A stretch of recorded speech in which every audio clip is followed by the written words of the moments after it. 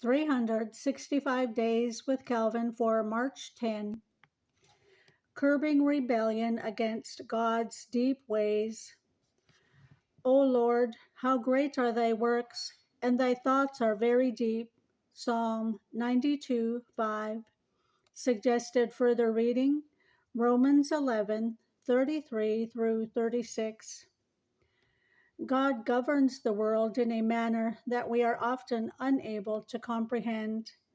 Were things under our own management, we would invert the order that God observes.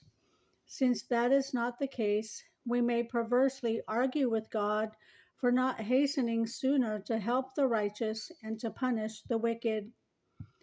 It strikes us in the highest degree inconsistent with the perfections of God that he should bear with the wicked when they rage against him, when they rush without restraint into the most daring acts of iniquity, and when they persecute at will the good and the innocent.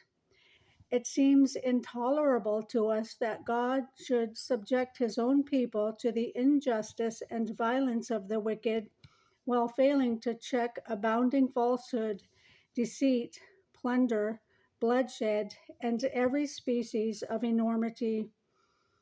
Why does he suffer his truth to be obscured and his holy name to be trampled underfoot?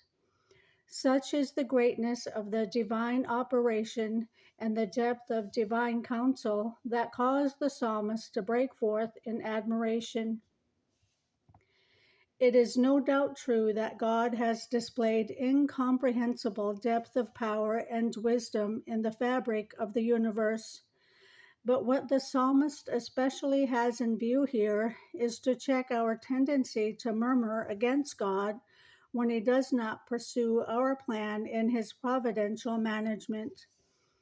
When his ways do not agree with the general ideas of men, we ought to contemplate them with reverence, remembering that God, to better try our obedience, has lifted his deep and mysterious judgments far above our conceptions.